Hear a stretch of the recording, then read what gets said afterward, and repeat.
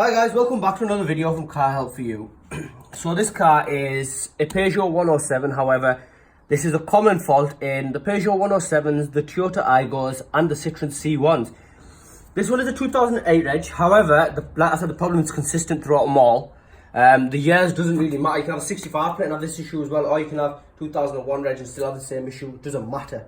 The issue we're talking about is the horn. It sticks on. So basically, we've got the battery disconnected, as you can see, but what happens is, you could be driving and it'll just go beep and won't turn off. I know some cases where people have just put the car in reverse and it came on. Other cases when people are indicating it's coming on. At certain points, the horn's just getting jammed on. This car, it was constantly on, so there was no method of turning it off. So basically, if it does happen to you when you're driving it, obviously you don't want to be horning everywhere and you don't want people to look at you and that. So what you do, disable it for the time being. So you come to the engine and there will be this cover on the engine, so it'll be covered like that. This has just two clips here, just lift it up lightly and it'll just pop out of place. Then we have fuses. So as you can see, 1, 2, 3, 4, 5, 6, 7, 8. Fuse number 8.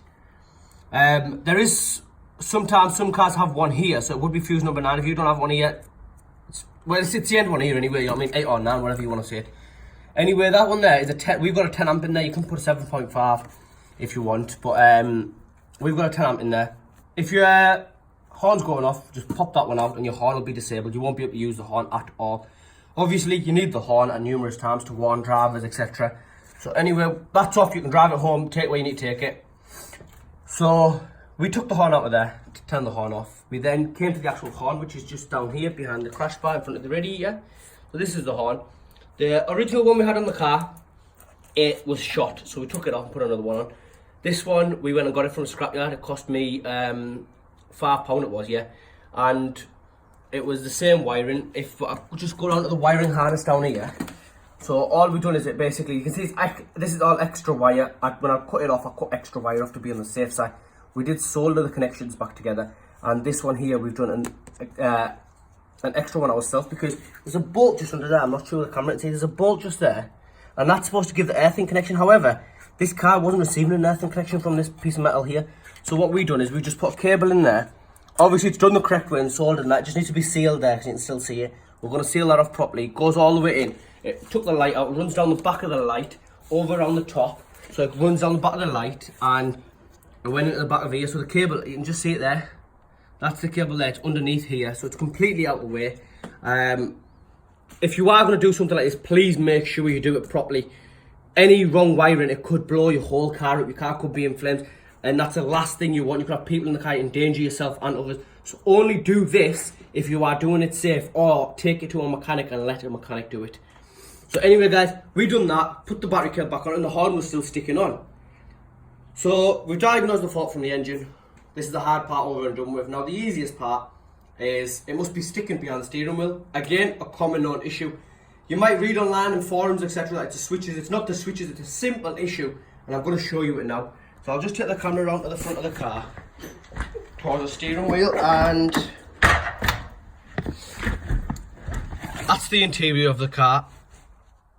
So the horn's behind here. We need to get this out. The method for getting this out is very, very simple. You don't need to take this one off like you do for the fuses. All you've got to do is, there's a screw just there. The camera's caught that bang on. There's a screw on this side, and this, I'll just zoom out a little bit so you can see it better. It is just near the wiper stalk, and there's one on this side as well. Can you see the screw? You can't really see it well. There, yeah, I got a glimpse of it. So the method for taking it out is you just use one of these little bits, a hexagon bit. I just put it on a long screwdriver, put it in and just twisted it lightly. It was a bit tight on the left hand side. So what we've done on the left hand side is on this side one was tight, so all we've done is we just put a ratchet at the end of it and twisted it. The screws don't come fully out, and the easiest way to do it is if you turn the steering wheel so it's sideways, so the screws upside down, and it'll just drop, and then you don't need to put pressure, just lightly let it drop. So basically, once that's out, if I just pass you the camera, please. Yep. So what we do then, they're loosened. This will just pop out very, very nicely. As I said, guys, make sure the battery is disconnected because this is the airbag. This blows, you will need a new one. There is no getting around it. So anyway, guys, this lifts forward like this, and ours is already out. So I'm only doing it for video purposes, but I put the airbag and the cables, etc., everything back in for you. You get a thin screwdriver and this yellow clip just pops out. Ours has already popped out, as you can see like that. And the orange one, it just pops out underneath like that. That's the airbag completely disabled. This wire here is the horn wire. So we can just take that off. There we are. We've got the airbag and the horn. So now we've put this down here and I'll show you what the actual fault was. Our fault was the horn here was sticking on.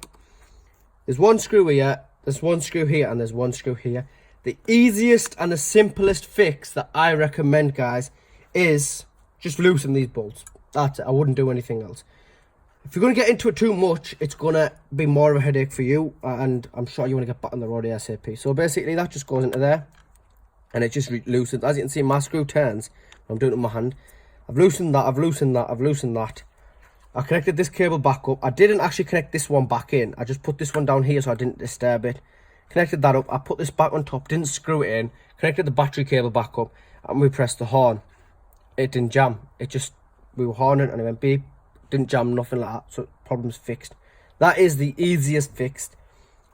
Other people online, they're going to tell you the switch is under here, the switch is behind it. Don't mess with them, guys. Just follow this and it is simple. It will fix it. Anyway, if this video has helped you, please like, share and subscribe. Thank you very much.